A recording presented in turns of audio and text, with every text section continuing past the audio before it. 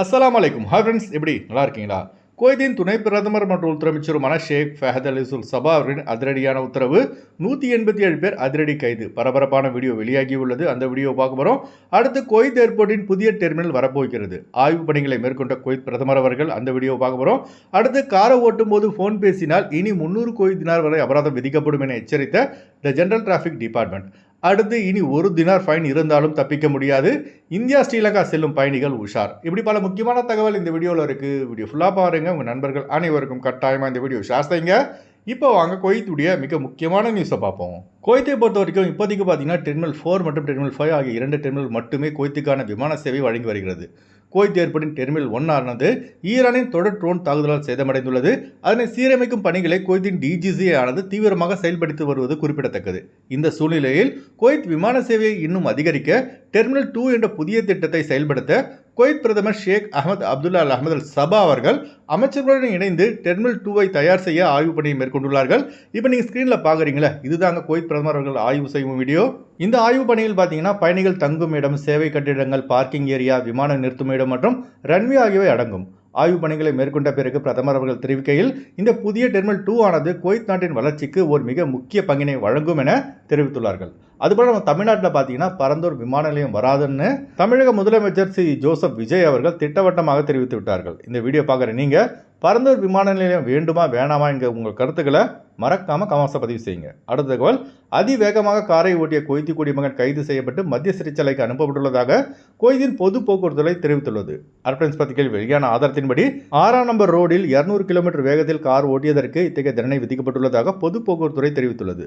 மேலும் அந்த குவைத்தி ஓட்டிய லக்ஸரி காரை 2 மாதம் பறிமுதல் செய்துள்ளது. இனிமேல் அதிவேகமாக குவைத்திகள் காரை ஓட்டினால் சிறை தண்டனை விதிக்கப்படும். அதுபோல அஜ்னபி வெளிநாட்டவர்கள் அதிவேகமாக காரை ஓட்டினால் வாகனம் பறிமுதல், அபராதம் மற்றும் நாடு கடத்தல் செய்யப்படுவார்கள் என பொது போக்குவரத்துறை எச்சரித்துள்ளது. அதுபோல குவைத்தில் காரை ஓட்டும் போது ஃபோன் பேசினால் 75 குவைத் தினார் அபராதம். இதுவே நீதிமன்றம் வரை வழக்கு சென்றால் 150 குவைத் தினார் வரை அபராதம் விதிக்கப்படும். அதுபோல நீதிமன்றம் 300 குவைத் தினார் வரை அபராதம் மற்றும் 3 மாதங்கள் வரை சிறை தண்டனை விதிக்கக்கூடும் என தெரிவித்துள்ளது. அதனால குவைத்தில் உள்ள நம்ம ஆளுங்க காரை ஓட்டும் போது அதிக கவனமாக காரை ஓட்டுங்க. அடுத்த தகவல், குவைத் நாட்டின் டெபுட்டி பிரைம் மினிஸ்டர் மற்றும் உள்துறை அமைச்சருமான ஷேக் ஃபஹத் அல் சபா அவர்களின் அதிரடியான உத்தரவின் பேரில் குவைத்தில் உள்ள 6 கவர்னர்களிலும் நடத்தப்பட்ட அதிரடியான செக்கிங் மூலம் 187 பேர் கைது செய்யப்பட்டு சிறையில் அடைக்கப்பட்டுள்ளார்கள். இந்த 187 பேரில் விசா எக்ஸ்பைரி ஆனவர்கள் மற்றும் விசா இருந்தும் மற்ற கம்பெனிகளை வேலை செய்தவர்களும் அடங்குவர்.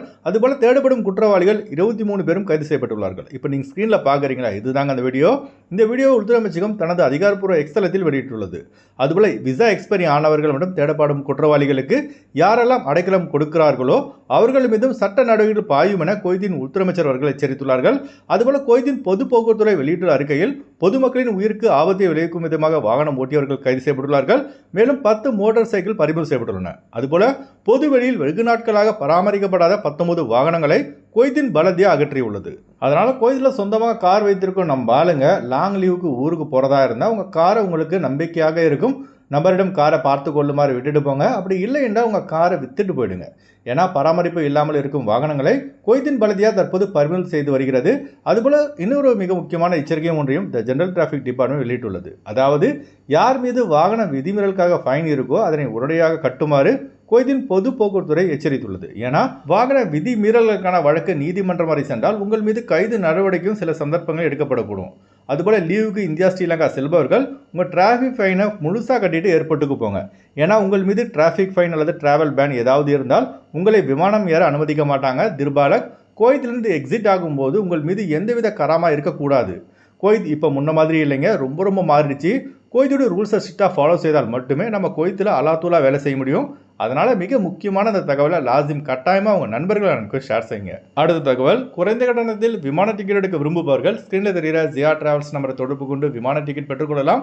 அதுபோல் குவைத் செல்வதற்கான பிசிசி, கேம்கா medical, visa stamping, attestation, POE செய்து தரப்படுகிறது. அடுத்து வாங்க குவைத்துடைய தினார் ரேட் பார்ப்போம். ஒரு தினார் குவைத் இந்தியாவின் மதிப்பு 309 ரூபாயாக உள்ளது. ஒரு தினார் குவைத் இலங்கையின் மதிப்பு 1060 ரூபாயாக உள்ளது. இப்போ நான் சொன்னது குவைத்துடைய அல்மலா ரேட்டுங்க. அடுத்து குவைத்துடைய கோல்ட் ரேட் பார்ப்போம். 1 கிராம் 24 கேரட் தங்கத்தின் விலை 46 தினார் 215 ஃபில்ஸாக உள்ளது. 1 கிராம் 22 கேரட் தங்கத்தின் விலை 42 தினார் 379 ஃபில்ஸாக உள்ளது. ஓகே ஃப்ரெண்ட்ஸ், இந்த வீடியோ ஷேர் செய்யுங்க. இந்த வீடியோ சம்பந்தமாக நீங்கள் என்ன நினைக்கிறீங்க என்பதை மறக்காம கமெண்ட்ஸ் பதிவு செய்யுங்க. எப்போதும் இணைந்திருப்போம். உங்களின் ஒருவன் ஜியாவுதீன். அஸ்ஸலாமு அலைக்கும்.